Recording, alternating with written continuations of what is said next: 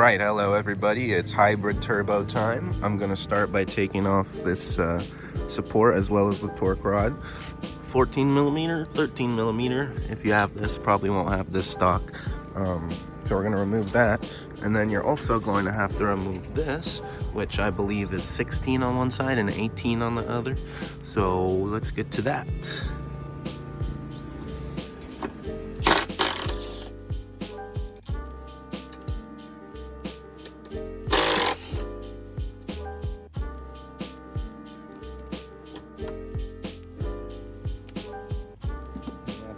This before you can take this off.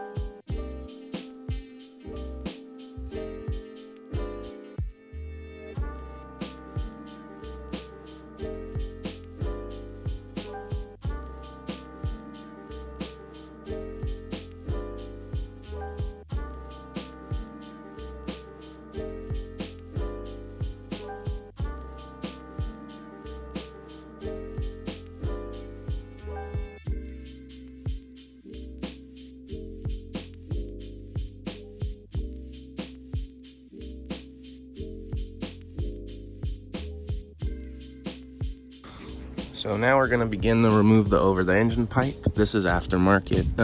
On your stock one, yeah, like a R1, down here you're either going to have a V-band connector or a similar slip-on silicone or rubber tube, and then you'll also have one down over here.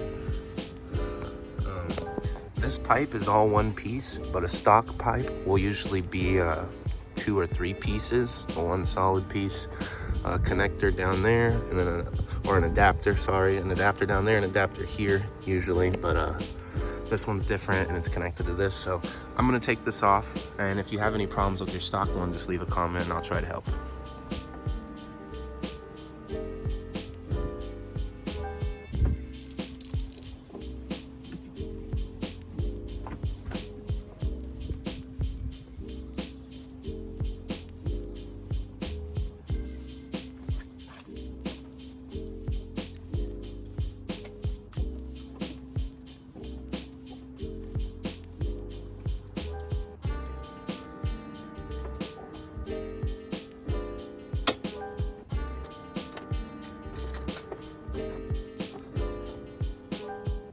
Out. Alright, you got most of the crap out of the way. You can usually take this off to give you more clearance when you're starting to actually take the turbo out. The only annoying part is you have to take this cover off to get to this one bolt. So I'll probably do it a little bit later, but now you're most likely going to have a R manifold with a R heat shield, which is a little bit different than this Japanifold setup. But it's the same concept. It should have 3 bolts like this, 2 separate shields. This is the base shield, and this is the turbo shield. So just take those 3 bolts off, and then you should take out, I'll show you, but you take it out and you'll have access to the turbo, and that's when the fun begins.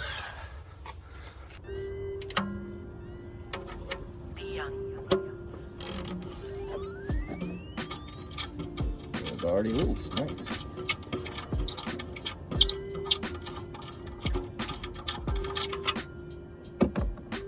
That's one, and there's one right below it. It's at a weird angle. Might have to pull out the extension.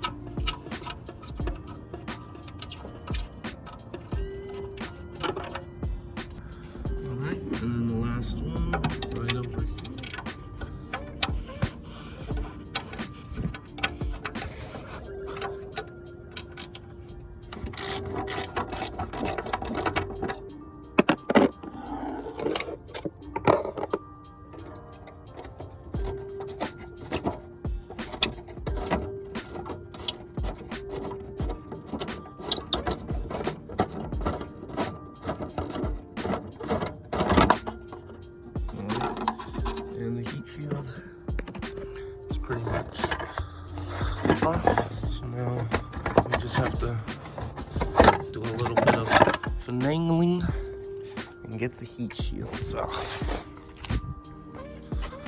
I think that one was the hard one that I usually have issues getting out. This one isn't too bad. Cool, so the heat shield's out. Now we have full access to the turbo. Well, I guess one of my downpipe bolts has rattled away. I never even noticed. I need to fix that. So the bolts on the downpipe appear to be 10 millimeters. They seem like they are pretty loose, coming out real easy. So I need to find a replacement for the one that wiggled out. So luckily my exhaust setup is pretty aftermarket and it's very like kind of free hanging. So I can just pull this down pretty easy. And there's a gasket that just fell out that goes in between here. I think only one of my exhaust mounts is on, that's why it's so easy. I gotta fix that, but yeah, we got the downpipe disconnected, only 3 bolts, and then there's 2 bolts down on the other side to completely remove it. And then this is your O2 sensor, which, you know how to remove that. So the K24s are oil and coolant filled, or they use oil and coolant. So you're gonna want to drain the car of oil and coolant, or when you open these, it's gonna go completely everywhere. So drain the coolant and the oil, and as you can see, there's a little gasket sticking out here. I think these are the fills, and then there's return lines on the bottom, and there's seals to every one. So you're gonna have to order new seals for these lines. And for this one right here, there's a gasket. And then on your wastegate, there's gonna be a little, not sure what you'd call it, but a little clip holding it. You just push these pins and pull it, and then pull the line off. And then you got your turbo inlet still connected, which should be pretty easy to disconnect. I just save that for a little bit later to keep the turbo hanging once we take this off. All right, once you've jacked the car up, you are going to locate this right here. It's usually 14 millimeter, but luckily it's just in tight. So you loosen this bad boy up and you start to get that coolant flowing. You can take it completely out to really let it flow, but a little more chaotic. This is a little more controlled, so I'm just gonna let that drain. Almost forgot, when you're doing this, take off the coolant cap. Now it's flowing. It was kind of suctioned in before.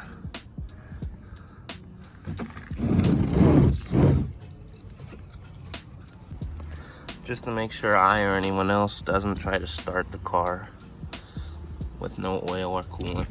Kind of idiot-proof the situation. And disconnect the battery.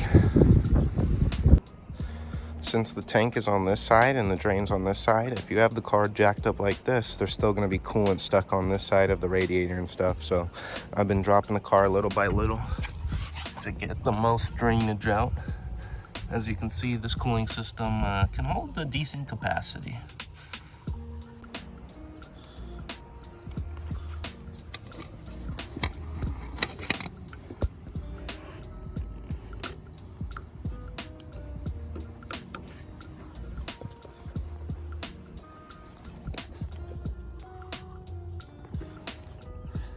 So now, once you've drained the oil and the coolant, I've only drained the coolant, you'll have to begin to remove these, which you'll need some Torx sockets for. 17 millimeter bolt on the back of your oil pan. Just take it out and it'll leak. And then you got your filter right over here. I'm gonna leave that in for now though. All right, here we are underneath the turbo. I believe those are T25 or T30s, and then what looks to be maybe 16 millimeter bolt holding in the coolant line. So I'm gonna go ahead and start removing these. And you're also gonna want to remove that nut right there holding the lines together. Alright, 17 millimeter it was. It's gonna leak coolant, so I'd recommend getting a drain pan so you don't let it go all over your face.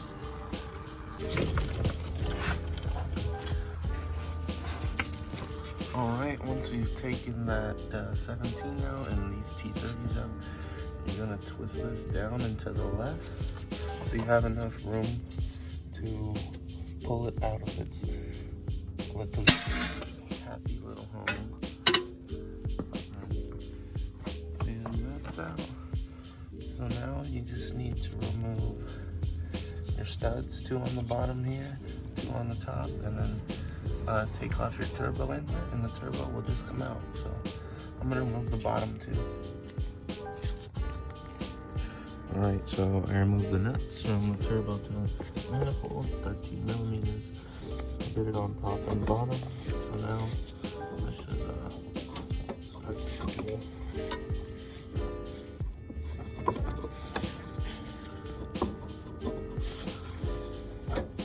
Definitely a two-handed activity. I'm going to start to figure out 2 hands. Alright, so it's quite the wiggle waggle to get out of there. I ended up having to remove this coil cover and then the engine mount. It's just 4 14 millimeter bolts and then some hex bolts to take that out, or Torx depending on what you got. So now that we got the turbo out, it is time to turn it into a hybrid.